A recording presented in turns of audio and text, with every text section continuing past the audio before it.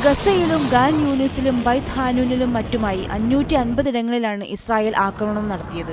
ഇതുകൂടാതെ ഇന്നലെ മാത്രം ഹമാസ് പോരാളികളുടെ 300 കേന്ദ്രങ്ങളിലേക്ക് കനത്ത വ്യോമാക്രമണവും ഇസ്രായേൽ നടത്തി. 20 പേരാണ് ഈ അക്രമത്തിൽ കൊല്ലപ്പെട്ടത്. ഇന്നലത്തെ അക്രമത്തിൽ മാത്രം തകർന്നത് 120 വീടുകളാണ്. പ്രധാനമന്ത്രി ബെഞ്ചമിൻ നെതന്യാഹുവിന്റെ നിർദ്ദേശപ്രകാരം ഓപ്പറേഷൻ പ്രൊട്ടക്റ്റീവ് എസ് എന്ന് പേരിട്ടാണ് ഇസ്രായേൽ സൈന്യം നിർബാധം ആക്രമണം നടത്തുന്നത്. അക്രമം തുടരുമെന്ന് തന്നെയാണ് ഇസ്രായേൽ സൈന്യവും പ്രധാനമന്ത്രിയും നൽകുന്ന സൂചനകൾ. പ്രാദേശിക നിർമ്മിത റോക്കറ്റ് ഉപയോഗിച്ച് അക്രമത്തെ പ്രതിരോധിക്കാൻ ഹമാസ് ശ്രമിക്കുന്നുണ്ട്.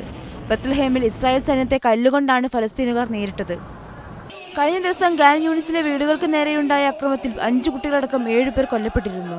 ഒരാക്രമണത്തിൽ ഇത്രയധികം പേർ കൊല്ലപ്പെടുന്നത് തന്നെ ആദ്യമായിട്ടായിരുന്നു.